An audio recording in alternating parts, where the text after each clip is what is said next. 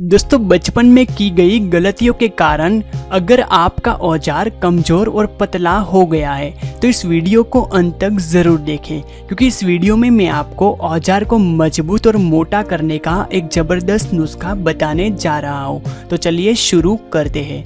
दोस्तों, ये तो आप सभी जानते ही होंगे कि हमारे औजार में हड्डी नहीं होती है, लेकिन वह फिर भी उत्तेजित अवस्था में हड्डी की तरह सख्त हो जाता है। इसका कारण होता है उसमें बहुत ही अधिक मात्रा में ब्लड का आना। लेकिन अगर किसी वजह से औजार में ब्लड पहुंचाने वाली नसें बंद हो जाए तो औजार में ब्लड सही मात्रा में नहीं जा पाता है, जिस कारण से औजार टाइट और मोटा नहीं हो पाता है। आज मैं आपको एक ऐसा उपाय बताने वाला हूं जो आपके औजार की बंद नसों को खोल देगा और आपके औजार में फिर से सख्ती और मोटाई आने लगेगी। दोस्तों, इस उपाय को करने के लिए हमें चाहिए नंबर 1 अकरकरा, नंबर 2 दालचीनी, नंबर 3 शहद। दोस्तों, दालचीनी और शहद तो आपको आसानी से किसी भी जनरल स्टोर पर मिल जाएगा, लेकिन अकरकरा के लिए आपको पंसारी की दुकान पर जाना होगा। पंसारी की दुकान हर शहर और कस्बे में आसानी से मिल जाती है।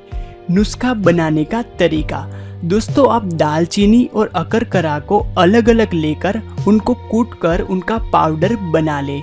अब 1 चम्मच दालचीनी पाउडर और 1 चम्मच अकरकरा का पाउडर लेकर इसमें 2 चम्मच शहद को अच्छे से मिलाकर एक पेस्ट तैयार कर लीजिए। इसको किसी कांच के ढक्कन युक्त बर्तन में पैक कर लीजिए। इस्तेमाल करने का तरीका। दोस्तों, आपको रात को सोने से पहले इस पेस्ट को अपने हथियार पर टोपे को छोड़कर लगाना है। ध्यान रखें कि ये पेस्ट इतना ही लगाए कि जितना ज़रूरी हो। ऐसा ना करें कि सारा एक बार में ही लगा ले।